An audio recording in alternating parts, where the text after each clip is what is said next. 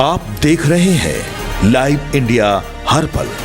नमस्कार, live India में आपका स्वागत है। मैं अनिल सम्राट। बाघमारा विधायक शत्रुघ्न महतो से लाइव इंडिया ने खास बातचीत की है। आपको बता दें कि बजट सत्र के दौरान झरिया विधायक रागिनी सिंह ने बाघमारा में बन रहे अंतर्राज्यीय बस अड्डा को लेकर सवाल खड़े किए थे, जिस पर बाघमारा विधायक शत्रुघ्न महतो ने कहा कि रागिनी सिंह ऐसे सवाल क्यों खड़ा कर रही हैं, यह समझ से परे है। बाघमारा में अगर अंतर्राज्यीय बस अड्डा बनेगा तो रोजगार के साधन भी खुलेंगे।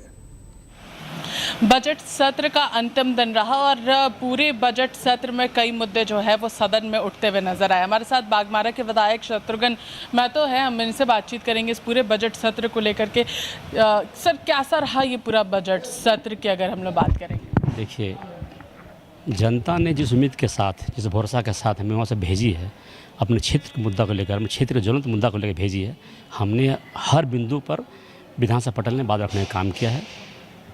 जनता के अनुभावना के अनुरूप हमने हर मुद्दे को रखने का काम किया है। अब सरकार की मंशा साफ नहीं है और जो ही बातें, जो ही मुद्दे हमने रखे हैं, सरकार सिर्फ आश्वासन दी है और हमें नहीं लग रहा है कि कुछ काम करने जा रही है। इसलिए सरकार से उम्मीद करना बेईमानी होगी। एकदम हम कह नहीं सकते कि ये सरकार सिर्फ और सिर्फ लोगों को बरगलाने काम करती है। ये बजट सत्र सिर्फ लोगों को जुर्माने काम की है, लोगों को घुमाने काम की है और ये सिर्फ लोग एक ढोलाबाजी करने का काम की है। सर, सदन में कई ऐसे मुद्दे उठे, खासतौर पर बाघमारा में जो बस स्टैंड बन रहा है उसको लेकर के झरिया के विधायक रागिनी सिंह ने सवाल उठाए हैं कि आखिर वहाँ पे क्यों शिफ्ट किया जा रहा है। देखिए, झरिया के विधायिका माननीय रागिनी सिंह ने जो बात उठाया है वो हमें समझ से परे लग रहा है।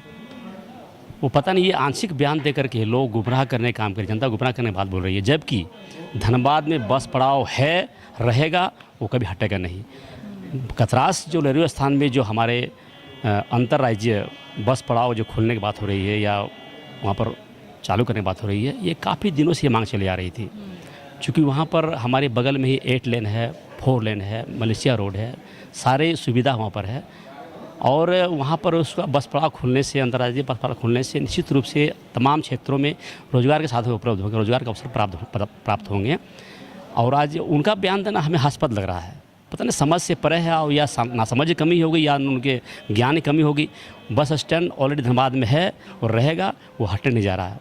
वो लोगों को इस तरह का बयान देकर के, आंशिक बयान देकर के लोग गुमराह करने का काम किया है, ये जनता भी समझ रही है। रोजगार कैसे वहाँ पे खड़ा होगा, क्योंकि विकास की आप बात कर रहे हैं वहाँ? देखिए, वहाँ पे बस टर्मिनल खुलने से चूँकि लोग आना जाना होगा, जनता वहाँ पर आएगी, एक राज्य से दूसरे राज्य लोग आएंगे, वहाँ पर लोग आवागमन साधन होंगे, टेम्पो चलेगी, गाड़ियाँ चलेगी, ठेले वाले, खोमचे वाले, भूंजिए वाले लोग, तरह तरह का फ़ायदा होंगे, तरह तरह का अवसर, रोजगार अवसर प्रदान होंगे। ये हम सरकार को मैं धन्यवाद देना चाह रहा हूँ कि हमारे बाघमारा में जो रेलवे स्थान में जो बस पड़ाव खोलने जा रहा है, निश्चित रूप से सरकार इसमें धन्यवाद के पात्र हैं और निश्चित रूप से वो खुलने से जो रोजगार सृजन अवसर प्रदान होंगे और रोजगार खुलने के काम होंगे। सर, एक सवाल यहाँ पर जयराम महतो ने उठाया है कि इस बार विपक्ष की भूमिका जो है वो पूरे सदन में बहुत ही शांत नजर आई।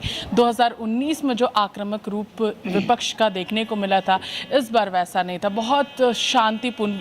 ऐसा लग रहा है जैसे केंद्र से कुछ निर्देश आप लोगों को मिला है, इसलिए सरकार के ऊपर इस तरीके का हंगामा नजर। आप लोगों ने देखा कि लगातार जब सदन चल रहा तब से लगातार हर एक मुद्दे को लेकर हम लोगों ने सदन के बाहर धरना प्रदर्शन, नारेबाजी करने काम किए हैं।